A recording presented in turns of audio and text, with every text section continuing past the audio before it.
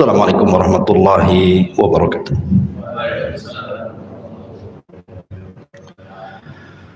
Alhamdulillah wassalatu wassalamu ala rasulillah wa ala alihi wa sahbihi wa mawalah wa la hawla wa la quwata illa billahi wa ba'du. Alhamdulillah, segala puja dan puji hanya milik Allah subhanahu wa ta'ala. Salawat dan iringan salam kita hadiahkan kepada Rasul kita, Nabi besar Muhammad sallallahu alaihi wa ala alihi wasallam. Malam ini biasa kita mengkaji Qasasul Anbiya sebagai selingan biar tidak bosan. Maka malam ini kita akan mengkisahkan tentang beberapa kisah seputar kehidupan kita. Ada 6 kisah yang ingin saya kisahkan. Sebagiannya tercantum dalam hadis Nabi dan juga kisah salaf dan juga kisah-kisah nyata yang diceritakan oleh para masyayikh kita, dan kisah-kisah ini semua bicara soal kehidupan sehari-hari kita. Kisah yang pertama, kisah ini berasal dari Wa'il ibn Hujr ibn Rabi'ah al-Hadrami, seorang sahabat Nabi SAW, dengan Muawiyah ibn Abi Sufyan, pencatat wahyu Nabi SAW.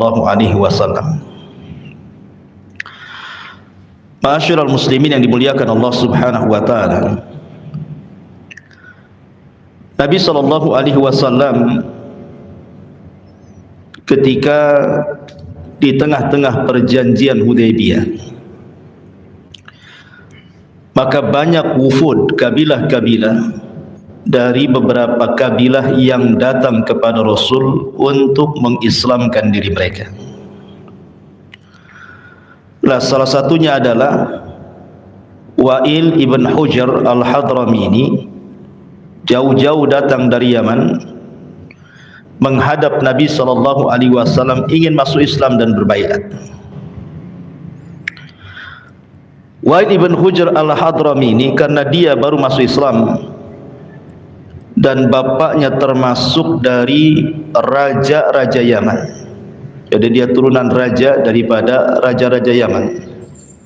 Artinya dia bukan orang biasa, turunan raja. Sehingga kedatangan Wa'il ibn Hujr al-Hadrami ini membuat senang Nabi SAW. Maka Nabi SAW pun kemudian memberikan hadiah kepada Wa'il ibn Hujr al-Hadrami ini, bahkan memberikan sepetak tanah sebagai hadiah Rasul kepada Wa'il ibn Hujr ini. Lah, ketika kemudian Nabi SAW sudah menjamu sedemikian mulianya sehingga senanglah tamu-tamu itu, akhirnya Nabi SAW memerintahkan Muawiyah yang ketika itu masih fakir.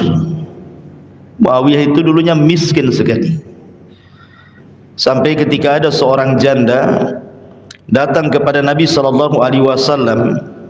kemudian minta dicarikan jodoh. Maka Nabi SAW mengatakan, jangan mengambil Muawiyah, karena Muawiyah itu fakirun, orangnya fakir, tidak punya harta. Jangan pula dengan si fulan, karena si fulan itu tidak pernah meletakkan cambuknya di bahunya, maknanya keras, orangnya suka mukul. Tapi menikahlah dengan Zaid, dengan Usamah ibn Zaid. Ma'asyiral muslimin yang dimuliakan Allah subhanahu wa ta'ala, jadi ketika itu Muawiyah yang masih miskin disuruh untuk menunjukkan tanah yang dimaksud oleh Rasul untuk dihadiahkan kepada Wa'il ibn Hujr al-Hadrami. Berangkatlah Muawiyah dengan Wa'il ibn Hujr ini. Muawiyah jalan kaki, sementara Wa'il ibn Hujr al-Hadrami ini menaiki unta. Dan tanah yang dituju, maksudnya yang dikehendaki Nabi SAW itu cukup jauh, harus melintasi padang pasir. Taulah padang pasir di tengah-tengah siang, terik matahari, panas terik, kering kelontang, tentu akan membakar kaki siapapun yang berjalan di situ. Karena di zaman itu jarang orang pakai sandal. Sandal itu mahal, sandal itu hanya dipakai untuk safar saja. Sehingga diceritakan Muawiyah ibn Abi Sufyan ini tidak tahan dengan panasnya terik matahari itu. Akhirnya kemudian Muawiyah mengatakan, ardifni khalfaka ya Wa'il.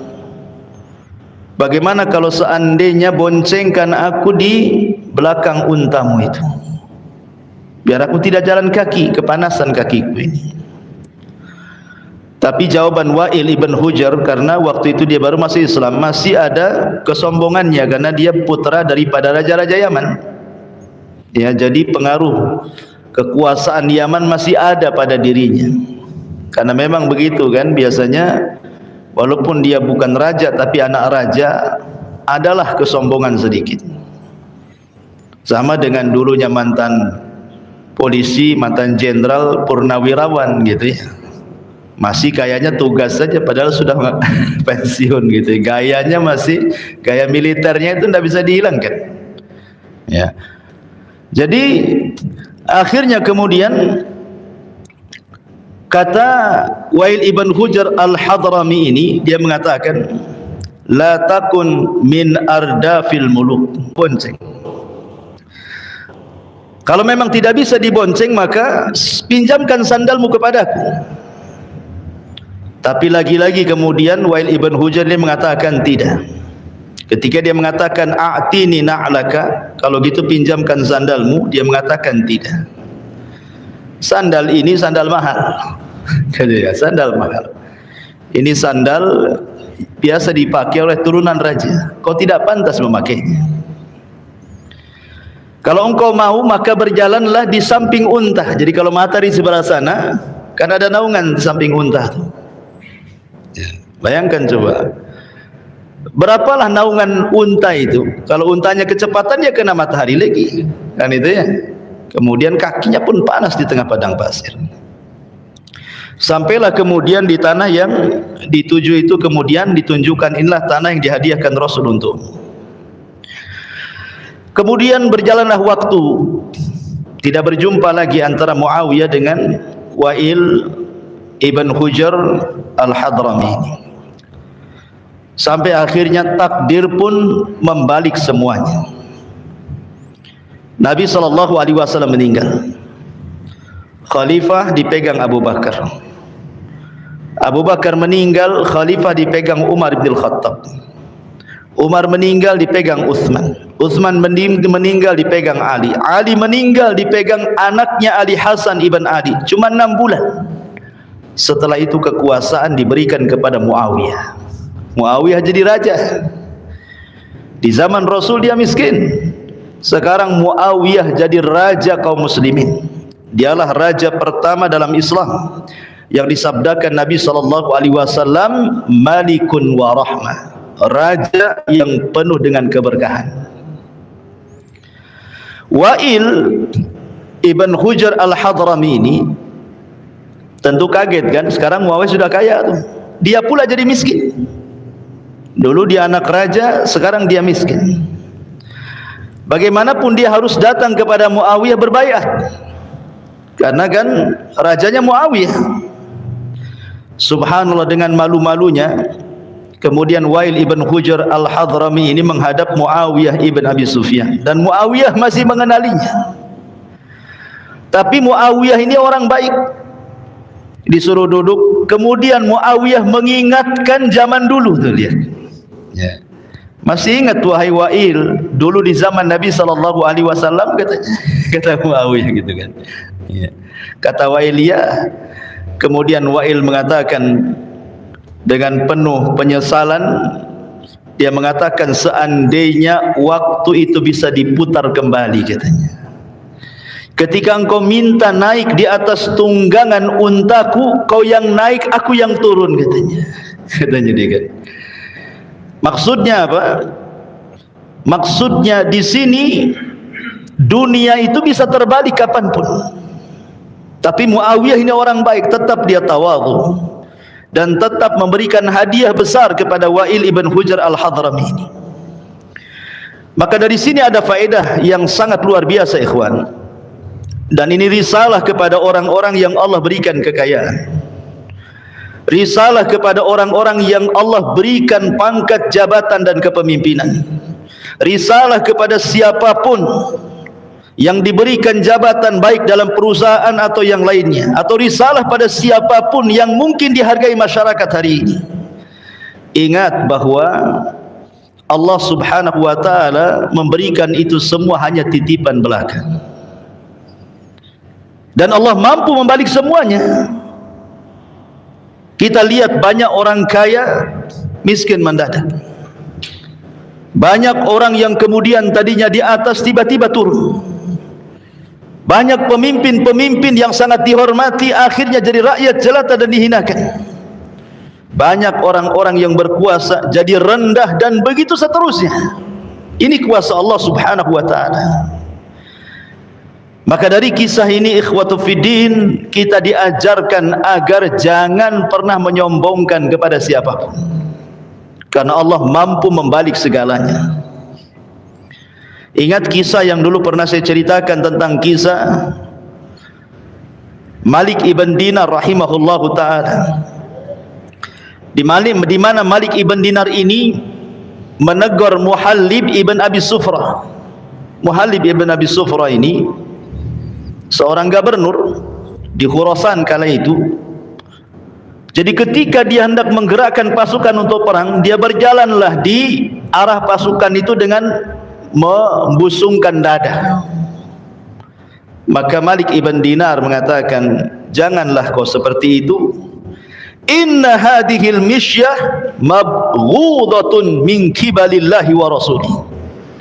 Jalan kamu seperti itu sangat dibenci Allah dan Rasulnya. Jalan biasa saja. Jangan mentang-mentang kau gubernur, jangan mentang-mentang kau pemimpin, jalan saja sampai membusungkan dada. Makanya ikhwatu fiddin, kadang-kadang jabatan dan kepemimpinan itu persis seperti firman Allah subhanahu wa ta'ala, kalla innal insana la yatgha an ra'ahu istaghna. Terkadang apabila Allah bentangkan kekayaan, bentangkan kepemimpinan, dibentangkan dunia kepadanya, terkadang dia bisa melampaui batas. Cara jalannya saja membusungkan dada, tidak lihat kiri kanan, ya. Salam wala kalam, ya. Tidak salam, tidak bicara. Jadi Malik ibn Dinar menegur, jangan seperti itu. Tiba-tiba kemudian dia berhenti melihat kepada Malik ibn Dinar. Dia tidak tahu kalau dia ulama, ya. Kemudian dia mengatakan, ama ta'rifuni, kamu enggak kenal saya? Sini gubernur, gitu maksudnya. Kemudian Malik ibn Dinar mengatakan, bala a'rifuka, oh tentu aku sangat paham siapa kamu, katanya. Kemudian Malik ibn Dinar mengatakan, bukankah engkau awwaluka nutfatun madhirah wa akhiruka jifatun qadirah wa anta baina dzalika tahmilul adharah, katanya. Engkau itu manusia yang dilahirkan dari dua lubang najis, dan nanti kalau engkau mati, engkau jadi bangkai yang menjijikkan kalau seandainya tidak dikuburkan. Dan sekarang dalam perutmu itu penuh dengan kotoran-kotoran yang menjijikkan, katanya. Dinasihati Malik ibn Dinar ini, ya. Lalu apa yang kau sombongkan? Terdiam dia, kemudian pergi, ya.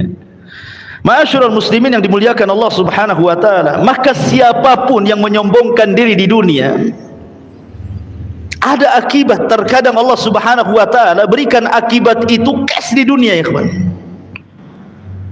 Lihat Qarun ketika dia sombong dengan kekayaannya dan mengatakan innama utituhu min ilmin indi. Kata Qarun, dia mengatakan, tahukah hartaku dari mana? Hartaku karena aku cerdas. Dia mengatakan apa? Kekayaan ini ku dapat karena aku cerdas, karena aku pandai mencari harta. Qarun tidak menasabkan harta itu dari Allah Subhanahu wa taala. Dia menasabkan kekayaan itu dari kecerdasannya. Ini sombong di hadapan Allah. Makanya Allah Subhanahu wa taala katakan fa khasafna bihi wa bidarihil arda. Kami tenggelamkan Qarun dan seluruh kekayaannya. Allah bayar cash dengan kesombongannya. Lihat Fir'aun ketika dia mengumpulkan orang-orang Mesir, kemudian mengatakan, ya qaumi alaysa li mulku misra wa hadhil anhar tajri min tahti, katanya. Hei orang-orang Mesir, katanya, bukankah seluruh kerajaan Mesir itu milikku, dan bukankah seluruh sungai-sungai dan lautan itu berada di bawah kakiku, katanya. Ketika dia sombong dan mengatakan bukankah sungai-sungai dan lautan itu berada di bawah kakiku, apa yang terjadi? Allah katakan fa'aghraqnahu wa junuduh. Kami tenggelamkan Fir'aun dalam lautan itu. Dia sombong dengan lautan, dia tenggelamkan dalam lautan. Ya. Begitulah Allah Subhanahu wa taala kalau mau. Al-Walid ibn Mughirah di zaman Rasul, hidayah sudah masuk kepada Walid itu. Dia sudah mengakui Rasul itu Nabi, Quran itu wahyu. Kemudian dia ditakut-takuti Abu Jahal bahwa kalau dia masuk ke agama Muhammad maka dia tidak akan dihormati lagi, balik lagi dia kufur. Dan dia mengatakan in hiya illa qaulun bashar, sesungguhnya Quran itu ucapan manusia, katanya. Makanya Allah Subhanahu wa taala turunkan surah Al-Mudaththir, sa'uslihi saqar, saya akan sediakan neraka saqar untuk Walid itu. Ya enggak? Siapa lagi? Namrud. Namrud yang congkak, yang mengatakan ana uhyi wa umit, kata di hadapan Ibrahim dia mengatakan aku pun bisa menghidupkan dan mematikan, katanya. Allah masukkan apa? Allah masukkan ba'udhah. Ba'udhah itu nyamuk, dimasukkan ke hidungnya, bersarang 40 tahun di otaknya. Sebab itulah Namrud mati, ya kan? Dia sombong karena Namrud itu merasa dia kekuasaannya itu kan separuh dunia lebih. Dia punya pasukan kuat, dia punya kerajaan kuat. Tapi ketika Allah Subhanahu wa taala membunuh Namrud, cukup mengirim satu nyamuk bersarang di kepalanya 40 tahun, setiap hari kepalanya ditepuk-tepuk sandal, mati akhirnya. Coba tiap hari antum misal tepuk-tepuk, apa enggak mati antum? Ya. Ma'asyiral muslimin yang dimuliakan Allah Subhanahu wa taala, dari sini maka ada pelajaran, jangan pernah sombong. Tapi lihat sikap Muawiyah ibn Abi Sufyan. Walaupun dia pernah disakiti oleh Wa'il ibn Hujr al-Hadrami, tidak dihormati dan direndahkan, tetap dia membalas keburukan dengan kebaikan. Dia berusaha tawadu dan rendah diri kepada manusia, tetap dia berbuat baik kepada Wa'il ibn Hujr. Kenapa demikian? Karena tidak ada guna membalas kejahatan dengan kejahatan. Makanya Allah Subhanahu wa taala mengatakan la tastawil hasanah wala sayyi'ah idfa billati hiya ahsan fa idzal ladzi bainaka wa bainahu adawah ka'annahu waliyyun hamim. Dan tidak sama kebaikan dengan kejahatan itu. Tolaklah kejahatan itu dengan cara yang lebih baik, sehingga orang yang ada rasa permusuhan di antara kalian, kemudian dia menjadikan seperti teman setia padanya. Dia hilangkan dendamnya, seolah-olah tidak ada masalah antara dia dengan musuhnya. Begitulah ma'asyiral muslimin yang dimuliakan Allah Azza wa Jalla, kisah Wa'il ibn Hujr al-Hadrami bersama Muawiyah ibn Abi Sufyan. Ini yang pertama. Kisah yang kedua, kisah ini kisah nyata, diceritakan oleh sebagian para masyayikh tentang seorang laki-laki yang menutupi aib istrinya.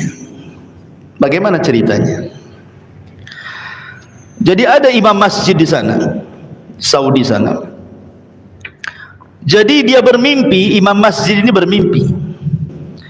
Dalam mimpinya kemudian di antara jemaah yang biasa sholat di masjidnya itu dimimpikan ada bisikan, ada suara dalam mimpinya, fulan min ahlil jannah, bahwa si fulan itu termasuk penduduk sorga katanya. Dan itu berulang-ulang mimpinya.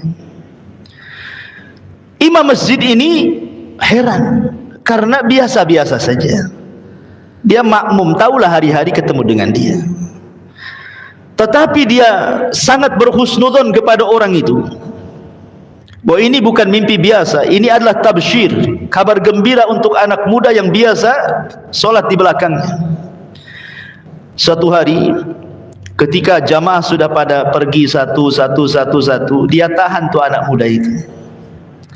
Kemudian dia berbicara empat mata, wahai fulan, saya ingin bicara denganmu empat mata, tolong jawab dengan jujur. Adakah amalan-amalan sir, amalan-amalan yang tersembunyi yang kau lakukan? Mungkin kau setiap malam solat malam orang tidak tahu, atau engkau sedekah sembunyi-sembunyi orang tidak tahu, atau amalan apalah yang tersembunyi yang orang tidak tahu, hanya engkau dengan Allah saja. Anak muda ini tak mau cerita. Dia mengatakan tidak perlu tahu, cukup aku dengan Allah saja. Tapi karena imam itu mendesak, akhirnya dia pun kemudian bercerita. Dia mengatakan, aku bercerita, tazawwajtu, aku suatu ketika menikah, wa akhadtu arusi fa idza biha fi hamilin fi syahri tsani aw tsalis. Aku dijodohkan dengan salah seorang wanita yang masih ada hubungan kerabat denganku. Menikahlah aku dengan dia. Tiba-tiba baru menikah 2-3 bulan hamilah wanita ini. Tidak mungkin orang menikah 2 bulan tiba-tiba hamil, ya kan? Tiba-tiba hamil, maksudnya hamilnya itu sudah mau melahirkan. Karena orang kalau hamil biasanya nunggu 9 bulan kan itu ya, baru melahirkan. Masa 2-3 bulan hamilnya sudah besar dan akan melahirkan, otomatis ini bayi bukan bayi dia ya. Barulah kemudian wanita ini jujur dan mengatakan kepada suaminya ini, dan mengatakan, sesungguhnya aku telah berdusta kepadamu, bahwa dalam perutku ini ada bayi orang lain, dan tidak ada yang tahu kecuali aku dan yang menghamiliku. Keluargaku tidak tahu, sebab kalau keluarga tahu pasti mereka akan membunuhku. Akhirnya kemudian wanita ini mengatakan kepada suaminya, kalau engkau mau, maka tutupilah aibku. Satarakallah, semoga Allah menutup aib. Tolong tutup aibku, semoga Allah menutup aibku ya. Satarani satarakallah, tutup aibku, Allah tutup aibku. Subhanallah, anak muda ini dia mikir, kalau sampai dikasih tahu keluarganya bisa dibunuh. Akhirnya kemudian dia berpikir panjang bagaimana caranya. Kemudian kata anak muda ini, aku tahan istriku jangan bergaul dengan siapapun sampai bayi itu lahir, sehingga tidak ada yang tahu ya. Dan dia pun mencari orang yang membantu kelahirannya, orang jauh, supaya orang-orang situ tidak tahu. Setelah malam itu melahirkan, ketika bayi itu umur beberapa hari, maka aku berpikir bagaimana caranya. Terpikirlah ketika di waktu subuh, ketika manusia sedang sholat, nampak tidak ada orang di masjid, dia gendong bayinya. Kemudian segera dia ke masjid, diletakkanlah kemudian bayi itu di pintu masjid, dia bergegas sholat, tidak ada yang tahu. Otomatis bayi ini kan menjerit-jerit ya. Selepas sholat kemudian dia pula yang berteriak, ini bayi siapa katanya. Dia yang meletakkan, dia pula yang berteriak, ini bayi siapa. Jemaah kaget semuanya kan. Akhirnya kemudian dia menawarkan diri, bagaimana kalau seandainya bayi ini aku angkat jadi anakku ya. Maka orang pun sangat antusias kan gitu. Ya sudah, ambil aja sebagai anakmu tuh katanya. Akhirnya kemudian dia mengatakan, ya tapi kalian harus bersaksi bahwa ini bukan anakku katanya. Kata jamaah, ya mungkin itu ada orang yang naruh bayi sembarang, mungkin pengen diangkat menjadi anak. Kok pas pula kamu itu baru menikah, ambillah sebagai anakmu katanya. Akhirnya bayi ini dibawa pulang sebagai bayi angkatnya, padahal bayi istrinya. Orang nggak tahu. Begitulah anak muda ini cara menutup aib istrinya, sehingga orang tidak tahu itu bayi siapa. Taunya itu adalah bayi orang letakkan di masjid, kemudian siapa yang hendak merawatnya silahkan. Akhirnya kemudian dia pun merawat bayi itu, sehingga keluarganya pun tidak curiga bahwa itu bayi dari istrinya, dan istrinya pun selamat sehingga tidak dibunuh keluarganya. Kemudian sekarang bayi itu sudah besar. Anak muda ini mengatakan kepada imam masjid, boleh jadi mungkin ini amalan. Aku berusaha untuk menutup aibku, dan saya minta jangan ceritakan, karena engkau memaksa aku ceritakan. Kemudian akhirnya anak muda ini heran gitu kan, mengatakan kepada imam masjid, kenapa engkau bertanya soal aku? Kemudian imam masjid ini mengatakan, aku bermimpi berkali-kali bahwa ada yang membisikkan kepadaku bahwa si fulan termasuk ahlul jannah. Subhanallah ya. Ma'asyiral muslimin yang dimuliakan Allah Subhanahu wa taala, tentu walaupun kisah ini anggaplah ya kisah rekayasa, bukan kisah benar ya, anggap seperti itu, tetapi kita tetap meyakini sabda Nabi sallallahu alaihi wasallam, man satara musliman satarahullahu yaumal qiyamah. Siapapun yang menutup aib seorang muslim, Allah akan tutup aib dia di dunia dan di hari kiamat. Siapapun.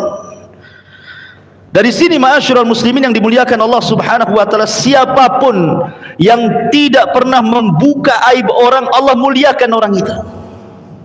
Allah akan muliakan. Lihat, orang ini tidak pernah tahu bahwa itu bukan anaknya, bukan anak istrinya kan, karena Allah yang menutupnya. Dan kemuliaan saya, kemuliaan antum, siapapun manusia, kenapa dipandang mulia? Karena aibnya ditutup Allah. Kalau setiap manusia dibongkar aibnya oleh Allah Subhanahu wa taala, orang tidak akan selamat dari aib, ikhwan. Makanya Imam Ahmad ketika dia ke pasar belanja, kemudian murid-muridnya datang dari mana-mana ingin mengatakan, ya Imam, biar kami saja yang membawa barang-barangmu katanya. Sudah engkau jalan kaki saja, barang-barangmu tahu sampai saja di rumahmu. Kata Imam, tidak, jangan. Kalian menghormatiku itu karena engkau tidak tahu aibku saja. Kalau Allah bongkar aibmu di hadapan kalian, pasti kalian akan mengambil tanah dan meletakkan di kepala aku katanya. Artinya kita bersyukur kepada Allah Subhanahu wa taala, aib kita masih ditutup, ikhwan. Kalau aib kita dibongkar di hadapan manusia, orang semulia apapun pasti jadi hina di mata orang. Makanya nanti pada hari kiamat, orang yang suka membongkar-bongkar aib, Allah bongkar aibnya, dipermalukan di hadapan halayak manusia. Cemana rasa malunya kita di hadapan Allah Subhanahu wa taala. Ma'asyiral muslimin yang dimuliakan Allah Subhanahu wa taala, menutup aib itu ada 3 macam. Pertama, menutup aib diri sendiri. Ini yang penting, menutup aib diri sendiri. Karena Nabi SAW yang mengatakan, kullu ummati mu'afan illal mujahirun. Setiap umatku dimaafkan kesalahannya, kecuali orang yang terang-terangan menceritakan dosanya sendiri. Kalau kita dulu pernah berbuat dosa, jangan pernah diceritakan. Anggaplah dulu itu mungkin orang ini orang jahat, mungkin seorang wanita, dulunya seorang pelacur, naudzubillah ya. Kemudian dia bertobat kepada Allah Subhanahu wa taala, menutup auratnya. Kemudian dia kenalan dengan orang-orang yang baik-baik. Jangan pernah ceritakan masa lalunya. Cukuplah yang tahu dia dengan Allah saja. Orang ketika kenal dengan Anda, Anda ini orang baik-baik saja ya. Anda penuh dengan tato, karena dulu seorang penjahat, sudah hijrah, tutup semua tatonya. Cukuplah Allah saja dengan dia yang tahu. Kalau kenal dengan orang, Orang itu taunya antum orang baik, selesai. Ya. Itu yang pertama. Yang kedua, tutup aib saudara sesama muslim. Karena Rasul yang mengatakan tadi, man satara musliman satarahullahu yaumal qiyamah. Siapa yang menutup aib seorang muslim di dunia, Allah tutup aibnya pada hari kiamat. Dan jangan mencari-cari aurat orang lain, sebab kalau kita mencari-cari aurat orang lain, aib orang lain, keburukan orang lain, Allah akan bongkar aibnya walaupun di dalam rumahnya, kata Rasul. Kalau kita mencari-cari aib orang itu, nanti Allah bongkar aibnya sendiri tuh. Ya. Kalau orang kemudian berusaha suudzon kepada orang ini, aku jadi cari-cari kesalahannya, nanti suatu ketika Allah bongkar aibnya. Boleh jadi aibnya lebih besar dibandingkan orang yang dituduhnya. Karena ada kaidah dalam Islam itu, kama tadinu tudan.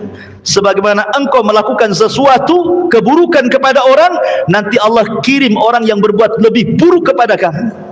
Itulah yang disebut dengan hukum karma namanya. Ya. Kemudian yang ketiga, satrul mayyit, menutup aib orang yang sudah mati. Makanya kenapa dalam fardu kifayah itu, ketika seseorang memandikan jenazah, orang-orang khusus yang boleh memandikan, kemudian ditutup dan tidak boleh ada orang melihatnya. Kemudian orang yang memandikanlah orang-orang yang amanah, yang tidak menceritakan aib mayat yang sedang dimandikannya. Sebab kalau semua orang boleh memandikannya, nanti diceritakan aibnya. Makanya kenapa seorang muslim itu punya karamah, kemuliaan, baik ketika hidup ataupun ketika dia mati, harus tutup aibnya. Ya. Ini faedah kisah yang kedua. Masuk ke kisah yang ketiga. Ma'asyiral muslimin yang dimuliakan Allah Azza wa Jalla, kisah ini juga diceritakan oleh seorang syekh. Entah sanadnya benar atau tidak, kita ambil ibrahnya saja. Ya. Jadi dahulu ada dua orang buta. Dua orang buta ini selalu berjalan berdua melewati istana kerajaan. Ya. Lah apabila kemudian di istana itu ada seorang putri itu yang sangat dermawan sekali. Dia suka ngasih-ngasih orang miskin. Jadi terkadang orang-orang miskin itu berjalan di pintu istana, nanti putri itu keluar, nanti kadang suka kasih-kasih. Jadi dua orang buta ini berjalanlah di depan pintu istana ini. Yang satu dia mengatakan, Allahumma rzuqni min fadli zaujatil malik. Jadi kalau putri lagi, istri raja itu lagi berdiri di samping istana, di pintu gerbang istana itu, dia mengatakan, ya Allah, berikan rizki kepadaku dari kemurahan hati istri raja. Jadi dia mengatakan, ya Allah, berikan rizki dari kemurahan istri raja. Yang satu buta pula berdoanya beda. Dia mengatakan, Allahumma rzuqni min fadlika ya Rabb. Ya Allah, berikan rizkimu kepadaku ya Rabb. Dia tidak menyebut putri raja atau istri raja tadi. Jadi si putri raja ini akhirnya memberikan kepada yang mendoakan dan memuji dirinya, diberikan dua ayam, ya, ayam yang sudah dipotong-potong tuh, yang masih utuh tapi sudah dicabuti bulunya. Kemudian diletakkan di dalam ayamnya itu, 10 dinar. 10 dinar itu banyak, ya kan? Akhirnya pulang dia. Ini yang buta satu ini, karena dia tidak memuji istri raja ini, dia mengatakan, ya Allah, berikan kata kemurahanmu, hanya dikasih 1 ayam dan dikasih 2 dirham. Jadi yang satunya dikasih 2 ayam 10 dinar, yang ini pula dikasih 1 ayam 2 dirham, lebih kecil ya. Akhirnya kemudian dengan 2 dirham ini Yang buta ini tidak tahu. Yang pertama itu dia tidak tahu kalau dalam isi ayam itu ada 10 dinar, dia tidak tahu. Jadi si buta yang kedua yang meminta kepada Allah itu, dia mengatakan, gimana kalau saya beli ayammu dengan 2 dirham ini, biar saya ambil ayamnya, kau ambil duitnya. Dia nggak tahu ada duitnya, ya kan? Akhirnya diambil. Nah, besoknya gitu lagi sampai 10 hari. Sampai 10 hari. Akhirnya istri raja ini marah kepada yang buta pertama itu, yang suka muji-muji dia, dan mengatakan, ya fulan, tidak cukupkah dengan pemberianku, katanya. Dia bilang, gimana kau hanya ngasih 2 ayam kepadaku untuk makan 1 hari, cukuplah, besok makan apa saya, katanya. Maka istri raja mengatakan, wahai celaka engkau, aku kasih setiap hari 10 dinar, kau tidak cukup pula, katanya. Kalau dikumpulkan 10 kali 10 dah 100 dinar kan itu. Udah banyak duitmu tuh. Ya. Kemudian dia mengatakan, aku jual kepada kawanku yang buta setiap hari 2 dirham. Jual. Subhanallah, ikhwan. Akhirnya kata sang putri ini mengatakan sambil tertawa, lihat, engkau tidak pernah meminta rizki kepada Allah, engkau menyandarkan rizki kepada aku. Lihat bagaimana Allah Subhanahu wa taala balik keadaan, ya kan? Maka di sini ada sebuah pelajaran besar, ikhwan. Siapapun yang menyandarkan kepada manusia, pasti Allah hinakan. Siapapun yang menyandarkan hidupnya kepada harta, pasti Allah fakirkan. Siapapun yang menyandarkan kepada ilmunya, pasti disesatkan. Siapapun yang menyandarkan kepada pangkat dan jabatannya, pasti dihinakan. Siapapun yang menyandarkan kepada dirinya, maka dia akan dibosankan. Tapi siapa yang menyandarkan diri kepada Allah, maka dia akan dimuliakan. Ikhwan, kemuliaan itu ada pada hati kita. Ada pada hati kita. Karena siapapun yang menyandarkan kemuliaan kepada orang, sekali orang itu habis, kita pun jadi habis. Karena ada orang-orang yang menyandarkan kepada orang lain, apabila memandang dia kemudian dia merasa tinggi, apabila dia memandang dia kemudian dia merasa rendah. Ini orang yang hina, ikhwan. Kemuliaan itu ada pada hati kita yang diikatkan dengan Allah Subhanahu wa taala.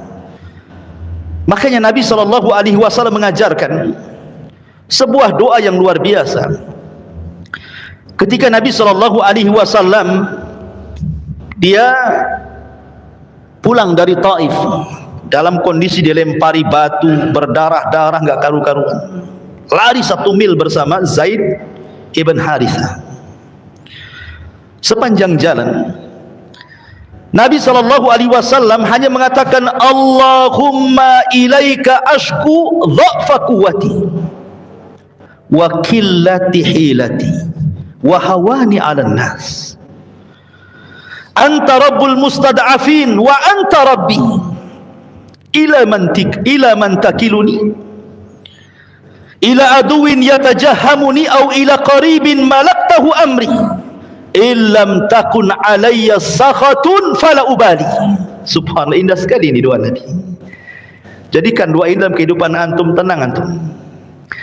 Apa kata Nabi SAW? Ya Allah, aku hanya mengadukan kelemahan kekuatanku kepadamu.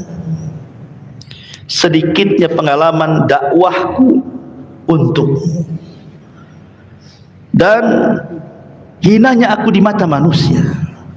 Engkau Rob orang-orang yang lemah, dan Engkau Robku. Kepada siapa lagi aku harus menyandarkan diri? Tetapi ya Rabb, selama Engkau tidak murka kepadaku, aku enggak peduli. Ketika orang-orang Taif melemparkan batu kepadaku, melemparkan apapun yang mereka lempar ke badanku sampai aku berdarah-darah, kalau ini bukan sebuah kemurkaanmu kepadaku ya Rabb, aku enggak peduli. Yang penting kau masih sayang denganku. Ya. Begitulah Rasul menanamkan kemuliaannya dengan cara menyandarkan kepada Allah. Karena ada orang yang kemudian merasa terhina sehingga ketika Allah Subhanahu wa taala memberikan ujian kepada kita, seolah-olah itu ujian, itu azab dari Allah kepada kita. Dan itu kebanyakan masyarakat seperti itu yang kurang iman. Diuji kefakiran, dia mengatakan, ya Rabb, asik aku saja yang miskin, katanya. Diuji gulung tikar, asik aku saja yang gulung tikar, usaha tidak pernah maju-maju, kok yang lain enak kali, katanya. Ketika anaknya sakit, kenapa anakku terus yang sakit, anak orang sehat-sehat, katanya kan. Jangan pernah ujian itu kemudian Allah menjadi objek celaan. Karena Allah Subhanahu wa taala menguji manusia itu untuk mengetahui siapa yang jujur, siapa yang dusta keimanannya. Kalau memang orang jahat, Allah sedang menegurnya. Kalau dia orang baik, Allah sengaja mengangkat derajatnya, kan begitu ya. Makanya dari sini ma'asyiral muslimin yang dimuliakan, jangan sandarkan sesuatu kepada selain Allah. Karena Allah Subhanahu wa taala mengatakan, walillahil izzatu jami'ah, milik Allah lah kemuliaan semuanya. Seolah-olah Allah ingin katakan kepada kita, kalau aku muliakan engkau, maka tidak ada manusia yang menghinakan dirimu. Tapi kalau aku hinakan dirimu, maka tidak ada manusia yang mengangkatmu. Maka siapapun yang diangkat oleh Allah tidak akan dihinakan manusia. Siapapun yang dihinakan Allah, tidak ada yang mengangkatnya dari manusia. Memang seperti itu. Karena manusia ini terkadang kalau kita di atas, mereka tepuk tangan. Ketika kita di bawah, tangan yang tadinya bertepuk-tepuk untuk kita diletakkan pula di mukanya, tidak mau memandang kita. Begitulah manusia. Tetapi orang mulia itu, dia tidak pernah memandang pujian dan tidak pernah memandang celaan. Hatinya la tataghayyar, tidak akan berubah. Dia samakan antara pujian dan juga celaan. Mau memuji silahkan, mau mencela silahkan. Tidak menjadi besar karena pujian, tidak pula menjadi kecil karena celaan. Begitulah orang mulia. Itu kaidah itu ya. Ma'asyiral muslimin yang dimuliakan Allah Azza wa Jalla. Ini terlalu dalam nih pengajiannya. Ini pengajian sufi nih. Ma'asyiral muslimin yang dimuliakan Allah Subhanahu wa taala. Taib. Ini kisah yang ketiga. Kisah yang keempat. Ma'asyiral muslimin yang dimuliakan Allah Azza wa Jalla. Dulu ada seorang penguasa, gubernur, namanya Khalid ibn Yahya al-Burmuki. Pada zaman Khalifah Harun ar-Rasyid. Jadi dia dijadikan gubernur oleh Harun ar-Rasyid. Gubernur dihormati, diberikan kekayaan, fasilitas, gaji, macam-macam ada ya. Suatu ketika entah kenapa dia kena kasus. Akhirnya Harun ar-Rasyid memenjarakan Khalid ibn Yahya al-Burmuki ini, dan juga anaknya dimasukkan ke dalam penjara. Dua-duanya dimasukkan, bapak dan anak dimasukkan. Lama dia tinggal di penjara. Akhirnya anaknya bingung kesalahan bapaknya apa dan kesalahan dirinya apa gitu ya. Jadi dia kemudian ngomong sama bapaknya, ya abati, ba'dal izzi wal amri wan nahyi sirna fil qaidi wal habsi. Wahai bapak, setelah kita dihormati manusia, diberikan kekuasaan, dimuliakan, bisa memerintah, bisa melarang, tiba-tiba kita sekarang di penjara, dihinakan ya. Ada apa ini, kata anaknya. Maka Khalid ibn Yahya al-Burmuki mengatakan, ya bunai, da'watu madlum sarat bil laili wa nahnu anha ghafilun wa lam yaghfalillahu anha. Wahai anakku, boleh jadi ini doa orang-orang yang pernah kudzalimi semasa aku berkuasa. Boleh jadi ini doa orang-orang yang kudzalimi semasa aku berkuasa. Dan kita lalai dari doa-doa mereka, sementara Allah tidak pernah lalai. Kita lalai dari doa-doa orang yang mendolimi, yang kita dolimi, sementara Allah tidak pernah lalai. Ya, karena orang-orang yang didolimi, mereka tidak pernah lalai dari orang-orang yang mendoliminya. Orang yang didolimi tidak pernah tidur malam, karena hatinya terganggu, resah, sakit, pedih. Makanya mereka terkadang mengangkat kedua tangan, ya Rabb, ya Rabb, doa kecelakaan. Sementara kita yang mendolimi asik tidur, sementara orang itu sedang mendoakan keburukan kepada kita. Ma'asyiral muslimin yang dimuliakan Allah Azza wa Jalla, ada satu kisah nyata, ini juga diceritakan oleh masyayikh. Jadi suatu ketika ada orang kaya, ceritanya ada orang kaya sedang berjalan-jalan, dia menggunakan pakaian yang bagus, yang indah. Suami istri, orang kaya, jalan kaki, jalan-jalan. Rupanya dari berlawanan arah itu ada kakek-kakek pakai tongkat, jalan punya susah, dan dia sedang sakit. Akhirnya ketika kemudian berpapasan, qadarullah, ada lubang-lubang itu penuh air. Namanya kakek-kakek sudah tua sakit, kepelesetlah dia, kemudian masuklah dia ke dalam lubang itu. Rupanya cipratan airnya terkena pula baju istrinya yang indah itu, yang mahal itu. Marah istrinya, marah. Kemudian dia ngeluh kepada suaminya.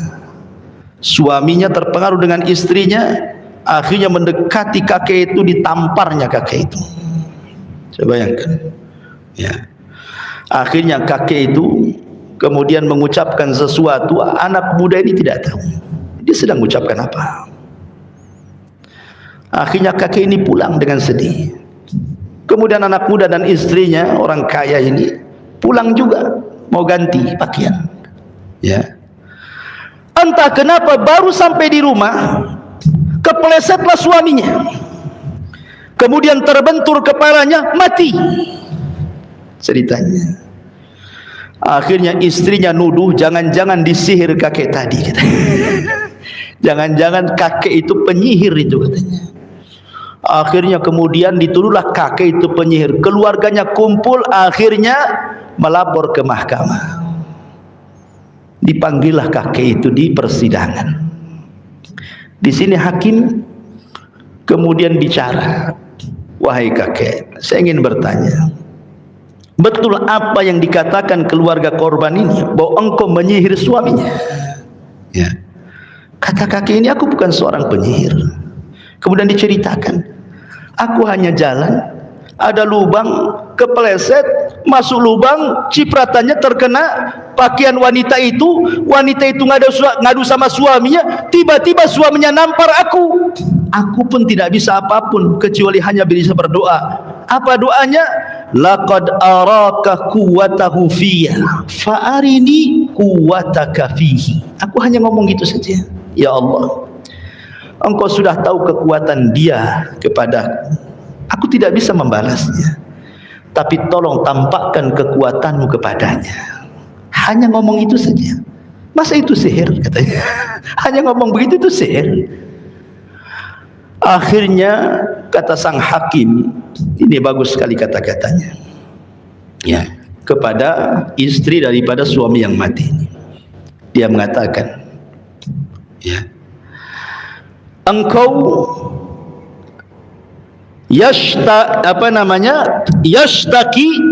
tashtaki ila habibiki falatomahu hadal ajuz. Suamimu, engkau mengadu kepada orang yang kau cintai. Akhirnya orang yang kau cintai, suamimu, menampar pula kakek ini. Tapi kakek ini mengadu kepada Allah yang dicintainya, maka Allah membunuh suamimu.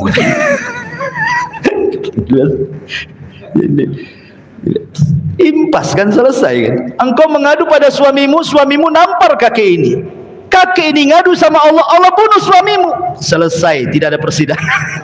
Menang kakek itu. Coba. Ma'asyiral muslimin yang dimuliakan Allah Azza wa Jalla. Kisah ini persis seperti kisah yang diceritakan Imam Zahabi rahimahullahu ta'ala, yang pernah saya ceritakan juga kepada antum, dan pernah juga saya ceritakan di khutbah Jumat ini, tentang kisah orang zalim yang mengambil ikan. Imam Zahabi menyebutkan dalam kitab Al-Kabair bahwa ada orang zalim tiba-tiba mengambil ikan nelayan. Nelayan ini orang fakir, punya keluarga, punya anak-anak, dan Allah takdirkan hari itu cuma dapat 1 ekor ikan, tidak lebih. Tiba-tiba diambil ikan itu dengan cara zalim, bahkan diancam kalau tidak dikasih dibunuh. Akhirnya kemudian tiba-tiba nelayan ini berkomat kami entah ngomong apa. Dengan menangis dia pulang karena tidak ada yang dimakan hari itu untuk dia, keluarga dan anak-anaknya. Sementara orang zalim ini dengan bangganya mengambil ikan besar yang 1 ekor itu, pulang dia ke rumahnya. Di tengah jalan Allah takdirkan ikan yang mati itu Allah hidupkan sesaat, kemudian menggigit jarinya.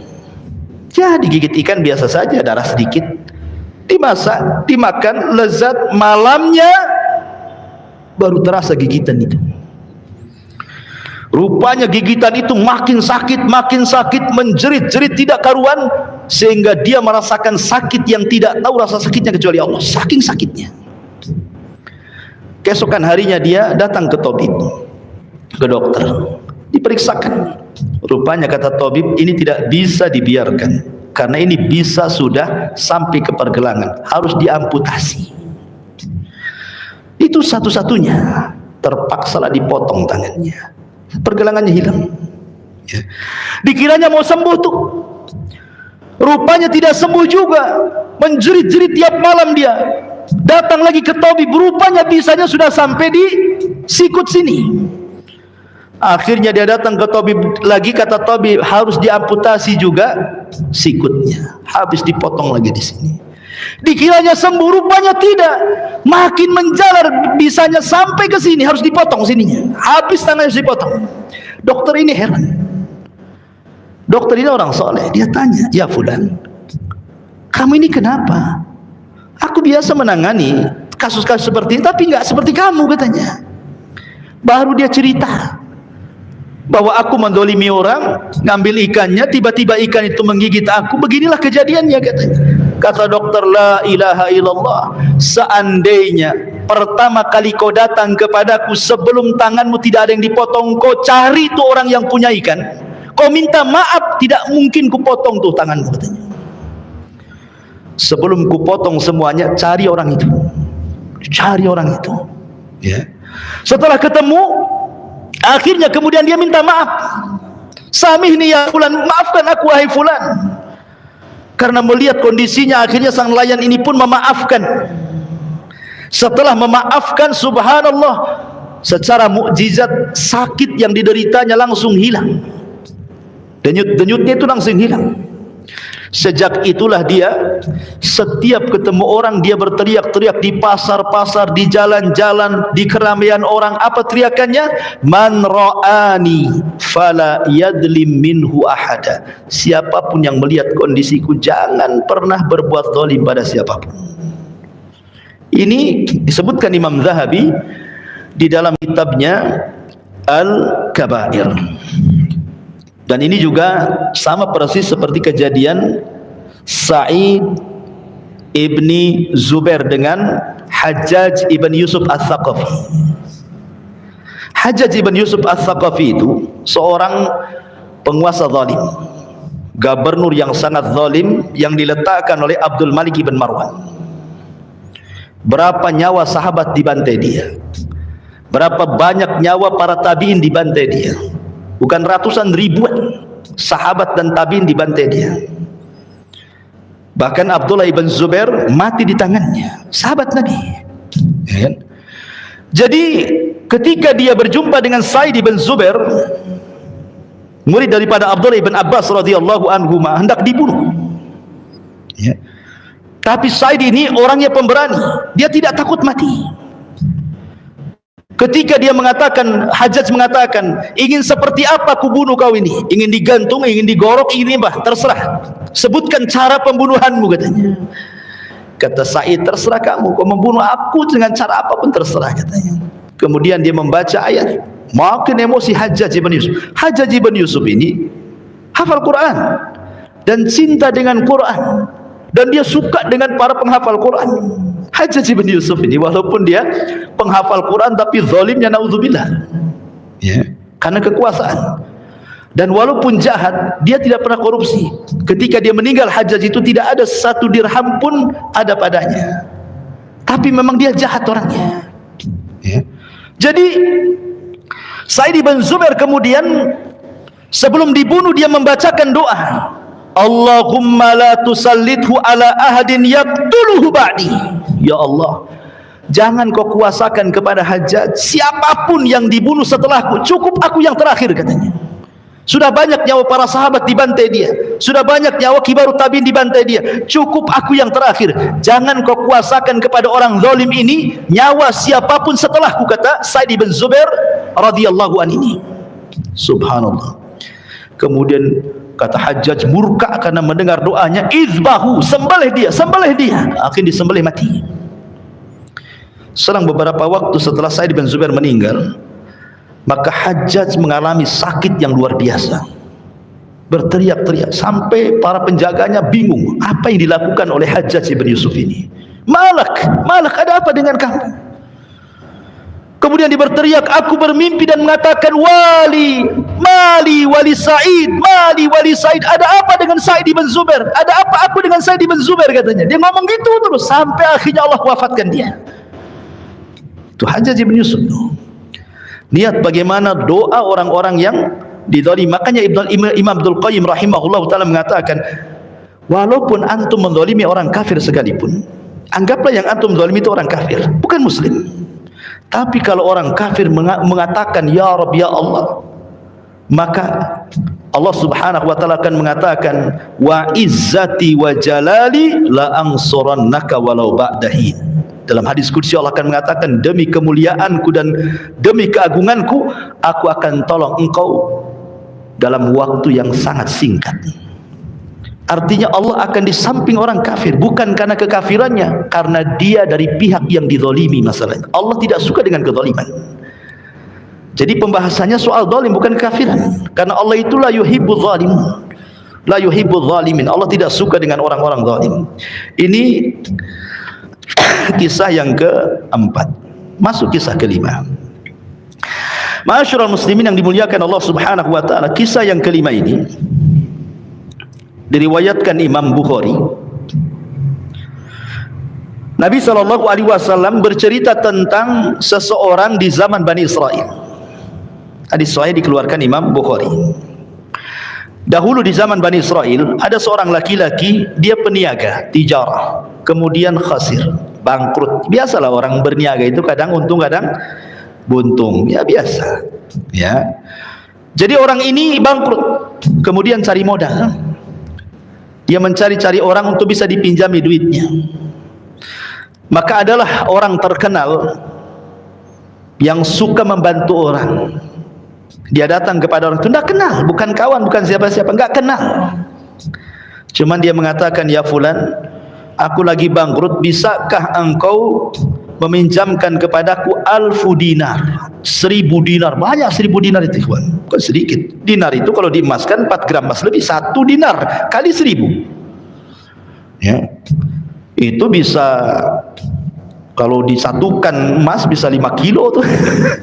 Kan itu 1000 dinar tuh 5 kilo emas tuh, banyak lah 5 kilo itu kresek itu. Jadi akhirnya dia mengatakan, baik, akan aku berikan pinjaman kepadamu, tetapi siapa syahidnya, saksinya siapa? Namanya pinjam meminjam kan harus ada saksi, saksinya siapa? Tiba-tiba orang mengadil, wa kafa billahi syahida, cukuplah Allah saksinya. Akhirnya dengan modal percaya dikasihkanlah uang itu 1000 dinar. Kira-kira di zaman sekarang pinjam uang 1 juta, antum bilang saksinya Allah, dikasih enggak tuh? Ya kan, walaupun banyak saksi mikir-mikir itu kan. Apalagi orang ini terkenal tukang pinjam kan, dan tidak bayar, makin enggak dikasih, ya kan. Akhirnya ditentukanlah hari, tanggal, bulan pembayarannya. Ketika sudah waktunya mau bayar nih, masya Allah ikhwan, rumah orang yang meminjam uang itu di seberang sungai, sementara yang pinjam uang di seberang sungai sebelah sini. Jadi kalau mau mengembalikan uang itu harus nyeberang sungai lewat perahu, dan perahu itu ada waktunya. Anggaplah mungkin las perahunya jam 5, setelah jam 5 nggak ada lagi, ya. Karena dia orang yang amanah, ingin mengembalikan uang 1000 dinar itu ikhwan. Sebab kalau seandainya bisa saja dia besok kembalikan kan. Tapi orang dulu kan ini zaman Bani Israel kan. Ya, dia takut kalau seandainya tidak sampai kemudian tepat waktu. Tapi ketika sampai perahu sudah tidak ada. Bingung dia, kepikiran sekali. Karena ini sudah lewat waktunya, hari ini sudah harus sampai uang itu. Pusing, akhirnya dia berpikir, tawakkaltu 'ala Allah. Aku hanya bertawakal kepada, ambil kayu, dibelah kayunya, disimpan uangnya, disudikan, kemudian dicemplungkan. Bismillah tawakkaltu 'ala Allah katanya. Lah orang yang dipinjami dia sudah nunggu-nunggu tuh. Kok mana orang itu? Ini sudah last ferry kok tak nampak gitu. Akhirnya karena nggak mungkin lagi dia datang katanya. Tapi dia berpikir daripada dia pulang tangan kosong, dia mencari kayu bakar. Nampaklah ada kayu itu. Karena nampak gede kayunya kan. Ini lumayan juga kayu bakar. Berusaha diambil sama dia kayu itu, bawa pulang. Ya. Ketika hendak dibelah kayunya itulah dia kaget, pas terbelah kok ada uang 1000 dinar dan di situ ada surat. Ya. Akhirnya dia mengatakan alhamdulillah. Lihat dari sini ada pelajaran apa? Tawakal. Ya. Tapi ini kan cerita Bani Israil. Antum jangan lakukan kayak gini. Kalau antum lakukan kayak gini ke bawah kan. Orang yang renang sana yang ngambil duit. Ini cerita orang dulu, cerita Bani Israil kayak gini. Nah, ini sahih kan, dia dikeluarkan Imam Bukhari kan itu. Baik. Tapi ada satu kisah menarik. Ada seorang syekh bercerita. Ini kisah tentang tujar, akbar tujar. Kata syekh ini muttasil sanadnya katanya. Jadi ceritanya ada orang kaya raya, orang paling kaya di Riyadh. Orang paling kaya di Riyadh. Selain kaya, dermawan. Dan tidak heran kalau di negeri Arab itu orang kaya dermawan itu tidak heran kalau saya. Kenapa? Saya pernah mengalami. Ya, waktu saya di kuliah di Yaman itu, di daerah Taiz itu ada orang paling kaya. Dia punya perusahaan, kalau kita bahasa kita ciki-ciki, macam-macam, pokoknya makanan-makanan kaleng, minuman-minuman kaleng ciki itu perusahaan dia semua tuh. Ya. Perusahaan dia pun punya perusahaan di Indonesia, perusahaan minyak sawit. Ya. Kaya kali. Ya. Jadi saya itu penasaran karena banyak para thalabatul ilmi, para mahasiswa itu kalau sudah tajdid iqamah, tiap tahun kan kita harus memperbarui izin tinggal. Kan harus bayar sekian juta kan. Kan tidak semua para thalabatul ilmi punya uang. Akhirnya mereka pun biasanya buat proposal. Bahasa Arabnya takdim, buat takdim gitu kan. Jadi nanti proposalnya diantar ke dia, nanti dia cukup tanda tangan proposalnya, proposal itu dibawa ke bank. Dia punya bank namanya Bank Tadamun. Ya, nanti dicairkan sama bank. Nampak orang bank itu tanda tangan dia, langsung dicairkan tuh. Ya. Yang menakjubkan bukan itunya. Dia mensyaratkan setiap mengasih proposal itu harus jam 3. Jam 3 malam. Jadi waktu itu saya sama Ustaz Aswad sama ada beberapa lah gitu ya. Ada beberapa, saya pengen tahu saja kok, karena orang-orang ngomong macam-macam kan itu, luar biasa kalau muji-muji. Perangkatlah saya ke sana dengan Ustaz Aswad dengan yang lain. Memang betul-betul memang. Jadi saya lihat sampai jam sana jam 2 tuh nanjak tuh jauh kan itu. Pokoknya capek itu. Tapi terobati capeknya. Masya Allah, orang-orang miskin itu dari mana-mana datang, malam-malam pada tidur di sekitar itu, nunggu jam 3 ya. Kalau sudah jam 3 baru kita masuk ke masjidnya, kemudian nanti dia datang, bersih orangnya, udah tua, kemudian dia hafal Quran lagi. Ini orang kaya, udah kaya hafal Quran ya. Kemudian dia ngaji, nanti sama anak-anak buahnya, pekerja-pekerja disimak tuh. Dia baca beberapa juz, selesai baca Quran, disimak, baru kita datang ngasih proposal. Itu banyak itu, bukan 1-2 orang, mungkin 100-200 orang ada tuh setiap harinya ikhwan, setiap harinya ya.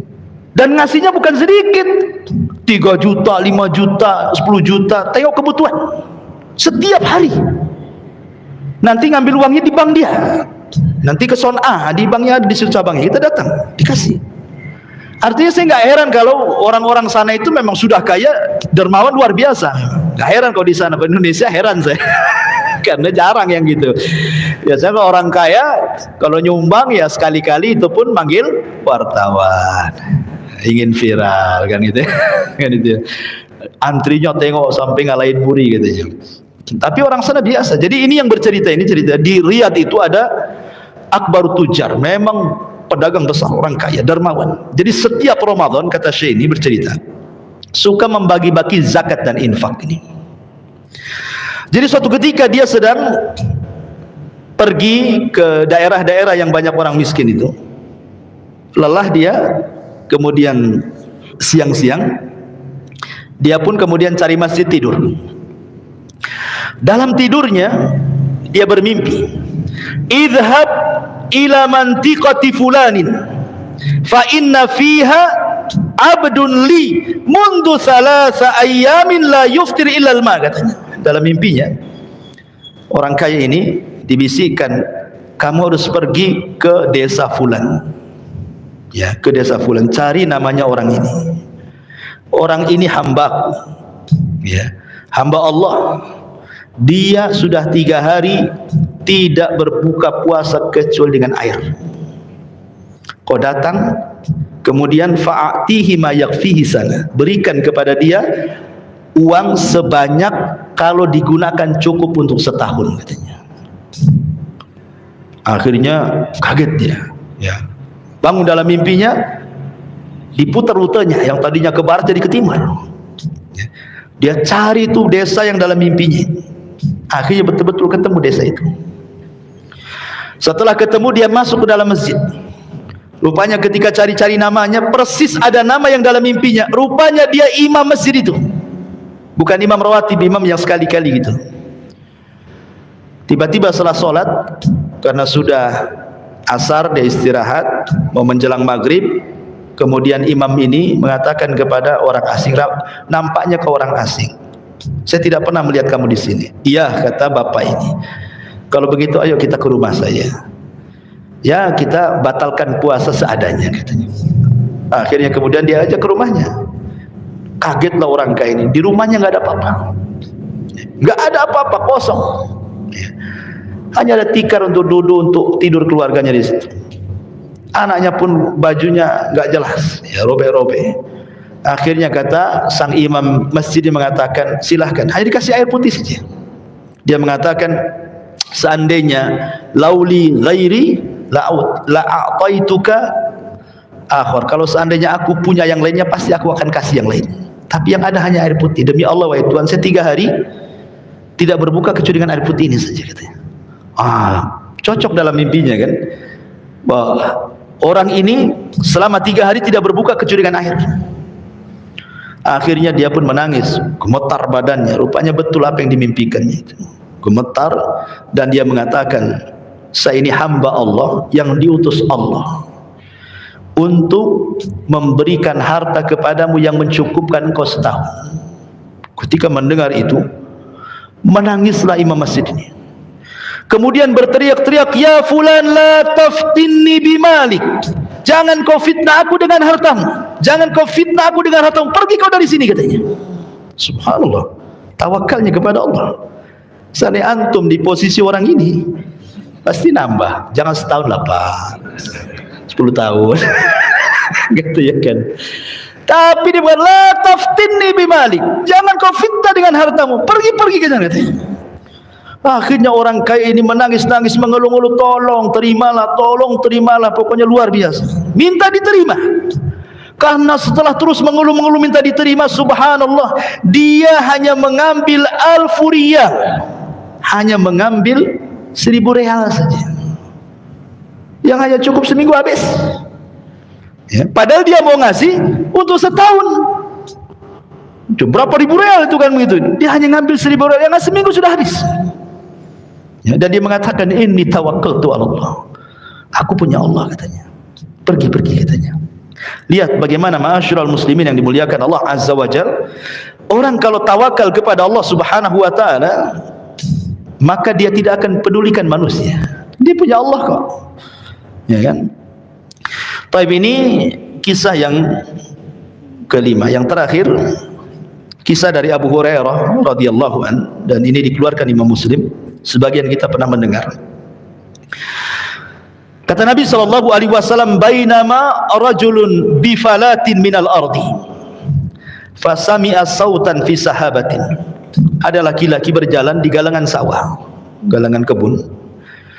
Tiba-tiba dia melihat ada awan hitam di atas kepalanya berjalan. Yang mengherankan lagi, awan itu terus berjalan. Hanya segunduk awan itu saja. Kemudian tiba-tiba di balik awan itu ada suara yang sangat persis terdengar jelas.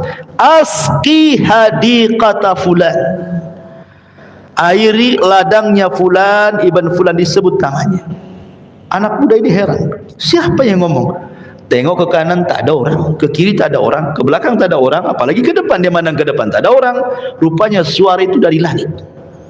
Hujani kebun si fulan, hujani kebun si fulan. Penasaran dia, diikutilah awan itu. Kemana awan ini perginya? Ya. Rupanya setelah jauh dia mengikuti awan yang berjalan itu, rupanya awan itu berhenti di sepetak ladang.